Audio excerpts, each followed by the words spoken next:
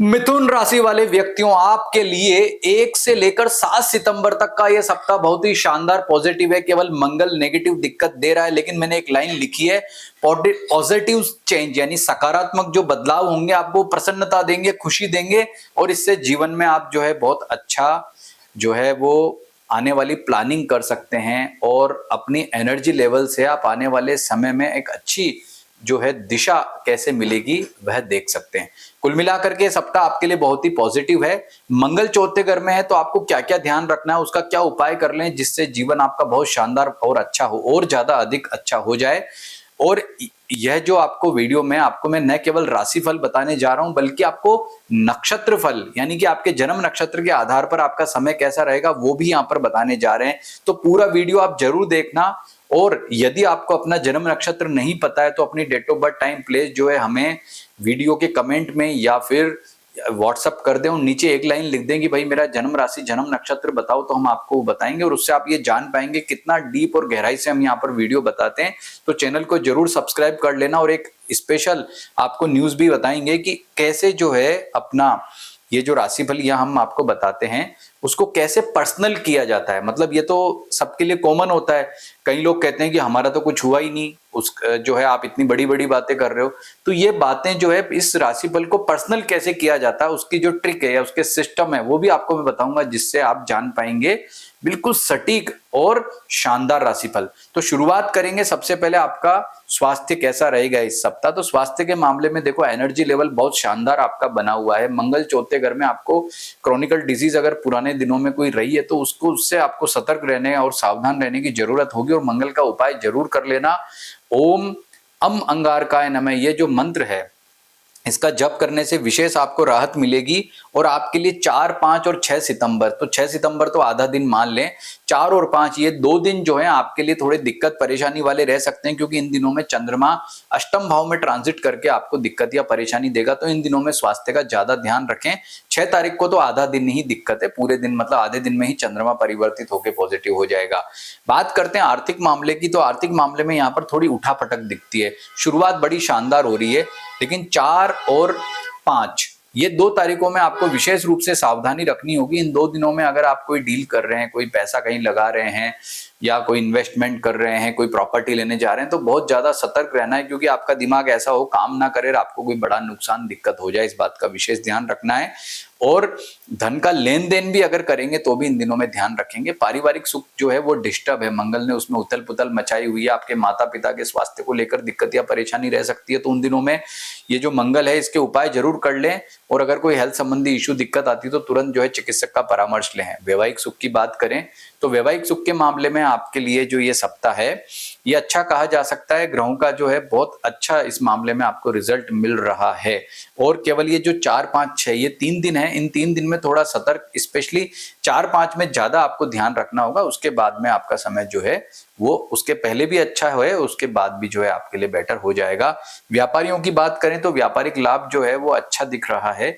अगर आप अपने व्यापार में कुछ नया करना चाहते हो क्योंकि पॉजिटिव चेंज से खुशी होगी, जैसा मैंने आपको बताया कि इस सप्ताह इस तरह के योग बन रहे हैं कि अगर आप कोई भी परिवर्तन करना चाहते हैं तो बेशक करिए। केवल ये जो 2.5 दिन है, इन 2.5 दिनों में आपको जो है 4, 5 और 6 का आधा दिन इसको छोड़ करके वो प्लानिंग कभी भी कर सकते हैं और वो प्लानिंग निश्चित रूप से आगे जाकर के आपको लाभ देगी। और वो प्लानिंग विशेष रूप से व्यापारियों के लिए यहाँ पर लागू होती है, तो आपके लिए ये अच्छी जो है न्यूज कही जा सकती है। वैवाहिक सुख की बात करें तो वैवाहिक सुख में अनुकूलता दिखाई देती है, लेकिन मंगल चौथे घर में तो कहीं ना कहीं पारिवारिक सुख भी प्रभावित होता है। तो मंगल के उपाय तो करें ही करें, बाकी जीवन साथी से अच्छी बॉन्डिंग रहेगी। अगर आपकी लव लाइफ की बात करें तो वो भी अच्छी यहाँ पॉजिटिव दिखाई दे रही है, यानी कि इस मामले में भी समय बहुत ही शानदार अच्छा आपका कहा जा सकता है। नौकरी पैसा वालों की बात करते हैं, नौकरी पैसा वालों के लिए ये जो सप्ताह है अच्छा कहा जा सकता है। शुरुआत जो है वो बड़ी शानदार हो रही है। सोमवार, मंगलवार, बुधवार ये 3 दिन आपके लिए अच्छे रहेंगे, लेकिन उसके बाद में 4, 5 और 6 यानी कि शनिवार के आधे दिन यानी कि 2.5 दिनों में आपको थोड़ा सतर्क रहना होगा क्योंकि चंद्रमा के नेगेटिव रहने से आपका जो है कंसंट्रेशन, एकाग्रता जो है वो प्रभावित रह सकती है। तो इस दौरान आपको सावधान सतर्क रहना होगा। विद्यार्थियों के लिए सप्ताह बहुत अच्छा कहा जा सकता है।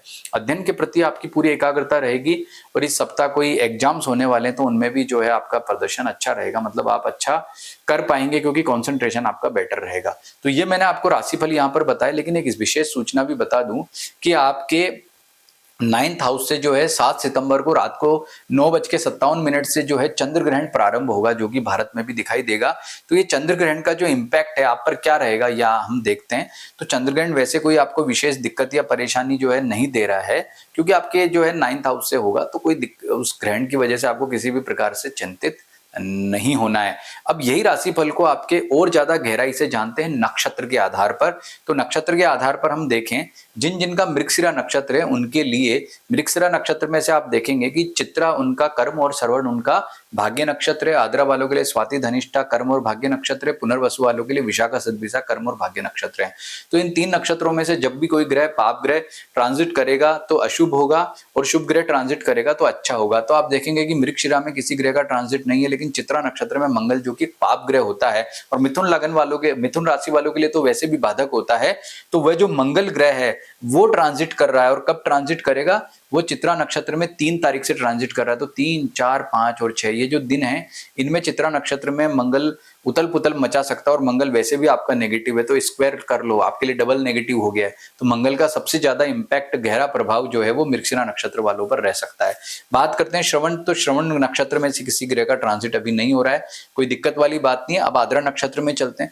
आद्रा नक्षत्र में स्वाति धनिष्ठा में देखते हैं, आद्रा में से किसी ग्रह का ट्रांजिट नहीं है, स्वाति नक्षत्र में भी किसी ग्रह का ट्रांजिट नहीं, और धनिष्ठा नक्षत्र हम देखेंगे तो उसमें भी कोई ग्रह ट्रांजिट नहीं कर रहा है। तो आद्रा नक्षत्र वालों को वही फल मिलेगा जो मिथुन राशि वालों के लिए मैंने आपको बताया है। पुनर्वसु नक्षत्र में चलते हैं तो भाई, तो पुनर्वसु वालों के लिए बहुत अच्छी खुशखबरी है, क्योंकि आपके नक्षत्र में से गुरु ग्रह ट्रांजिट कर रहा है, और गुरु सबसे शुभ माना जाता है। उसका ट्रांजिट आपके लिए लाजवाब है, शानदार है, पॉजिटिव है। तो मान करके चलो कि ये जितना भी राशिफल आपको मैं बता रहा हूं, सबसे ज्यादा अगर आपके लिए ये सटीक है तो मैं कह सकता हूं कि आपके लिए सबसे ज्यादा जो है वो अच्छा कहा जा सकता है। तो आपके लिए जो ये पुनर्वसु जिनका नक्षत्र है उनके लिए सबसे श्रेष्ठ कह सकते हैं। आद्रा वालों के लिए उसकी अपेक्षा थोड़ा कम, और मृगशिरा नक्षत्र वालों के लिए थोड़ा दिक्कत या परेशानी वाला रह सकता है। तो ये मैंने आपको नक्षत्र फल बता दिया है। अब जानते हैं कि आपको ये राशिफल पर्सनल कैसे बनाना है। तो उसके लिए एक तो अपनी जन्म पत्रिका ओपन करो, और ओपन करके देखो आपकी लग्न कुंडली क्या है। लग्न कुंडली के आधार पर कारक और जो है वो कारक और अकारक ग्रह देखे जाते हैं। जैसे मान लीजिए मंगल चौथे घर में है और आपको पीड़ित कर रहा है, लेकिन आपकी कुंडली आपने ओपन की और उसमें आपने देखा कि भाई मंगल तो मेरा कारक ग्रह, मेरी तो मेष लगन है, या फिर मेरी वृश्चिक लगन है, या फिर मेरी जो है धनु सिंह कर्क या सिंह लगन है, तो उनके लिए मंगल कारक होता है। तो उनको मंगल ये ज्यादा पीड़ित नहीं करेगा, उनको कम करेगा। तो इस तरह से पर्सनल देखो। अगर कोई पॉजिटिव ट्रांजिट कर रहा है तो ये देखो कि कारक ग्रह अगर पॉजिटिव ट्रांजिट करता है तो ज्यादा अच्छा फल प्रदान करता है, और कोई नेगेटिव ग्रह जो अगर नेगेटिव ट्रांजिट करेगा तो ज्यादा परेशान करेगा। तो ये सिद्धांत है, इस सिद्धांत को देख करके आप ये पता लगा सकते हैं कि कोई ग्रह मुझे कितना पीड़ित करेगा। दूसरा, हर ग्रह का भिन्नाष्टक वर्ग होता है, पर्सनल बनाया जाता है जन्म कुंडली के आधार पर। तो अपनी जन्म कुंडली ओपन करके उसका ग्रह का भिन्नाष्टक देखें। जैसे मंगल का भिन्नाष्टक देखें कि मंगल जो है वो कन्या राशि में कितनी रेखाओं पर है। अब ये नेगेटिव ट्रांजिट कर रहा है तो जितनी कम रेखाओं पर होगा उतना ही अच्छा, ज्यादा रेखाओं पे होगा तो ज्यादा पीड़ित करेगा। तो ये मंगल यदि 1 या 2 या 3 रेखाओं पे तो ठीक है, अगर ये आपका 5, 6 या 7 रेखाओं पर है तो आपके लिए बहुत घातक सिद्ध हो सकता है। तो ऐसी स्थिति में इसके उपाय करके इसको अनुकूल करना जरूरी है। तो मैंने आपको क्या तरीका बताया कि कैसे ग्रहों का जो है वो नक्षत्र फल देखें, उसके बाद में उनको पर्सनल जो है व्यक्तिगत तौर पर जानने के लिए ये 2 सिद्धांत और अप्लाई कर दें, तो आप समझ जाओगे कि ये राशिफल मेरे लिए अक्षर से कैसे घटित होने वाला है। तो ये सारी जानकारी अगर आप अपनी जन्म पत्रिका परामर्श के जरिए जानना चाहते हैं तो बेशक हमें कॉल कर सकते हैं। लेकिन एक बात ध्यान रखें कि हम किसी भी प्रकार का निःशुल्क परामर्श नहीं देते। अगर आपको कोई परामर्श चाहिए तो उसका जो निर्धारित शुल्क है वो देना होगा। हाँ, यदि आप अपनी जन्म राशि या जन्म नक्षत्र पता करना चाहते हैं तो बेशक अपना जन्म विवरण भेजें और नीचे लिख दें मेरा जन्म नक्षत्र बताएं, तो हम आपको वो देख करके, आप चाहे व्हाट्सएप पे भेजें चाहे कमेंट करें, वो हम आपको देख करके बताते हैं। नमस्कार।